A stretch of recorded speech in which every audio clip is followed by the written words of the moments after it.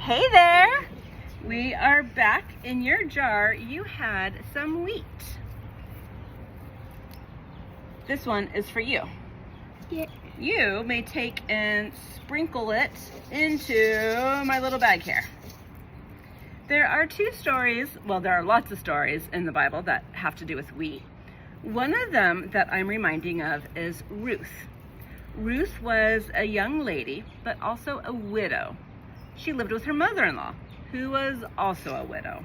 That's important to note because they didn't have any income. They couldn't get jobs and earn money. So one of the ways Ruth got food for the family was she would go to a farm, and as the harvesters are doing their work, some of the wheat would fall behind them. So she would go along and collect the wheat. It was a law that the owner could not go back over his land a second time to gather up all the wheat, just to make sure there was something for those that needed it. One of the other stories that this reminds me of is you have your wheat. I don't know what you did with the wheat that was in your jar, but it's kind of fun. There's a lot of little seed berries on it. Okay, and you have to get to the seed berries. And you can also destroy them for fun. Oh, for fun, but that would have been part of your work. And so you can take and rub each one individually until all of the leaf stuff comes off of it. That's a lot of work. Another story that comes to mind for this part of the process was a guy named Gideon. Gideon, let go please. Thank you. Was in a cave that was used as a wine cellar to sift his wheat. A cave? Yeah. That was selling wine? Well, that's where they would make their wine, is they would process it in there. And part of sifting your wheat was getting a large, see how they're blowing away?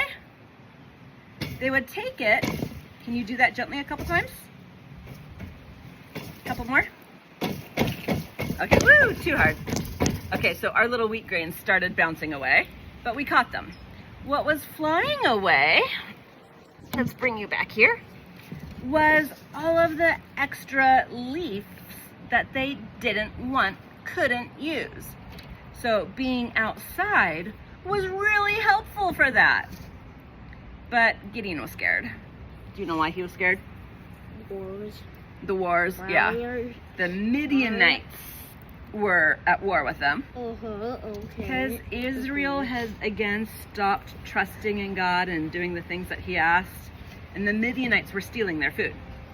So Gideon hoped that by hiding and doing his job, that he could sift his wheat without the help of the wind. I don't think it worked very well. Those two stories are for you as you look at your wheat, as you play with your wheat. As you destroy it for fun. Ooh, the little shards on it are sharp. That one's stuck in my finger. Ooh. As you play with it for fun, be careful that you don't stick your finger on some of the wheat parts. Yeah, I bet it's sharp. A little bit. I go like, ah! Is that what you would do? Yeah, I'd be like, oh no. Oh no. Okay. Well, there you go. This week, we are focusing on the great banquet. This is the banquet, the wedding feast that happens in heaven once God has called us all home. And your task, your challenge this week is to have some friends over for dinner. Have a feast outside at a park, at a beach for a barbecue, at your home. Didn't I already do that? Yeah, but we can do it again. It's a new week.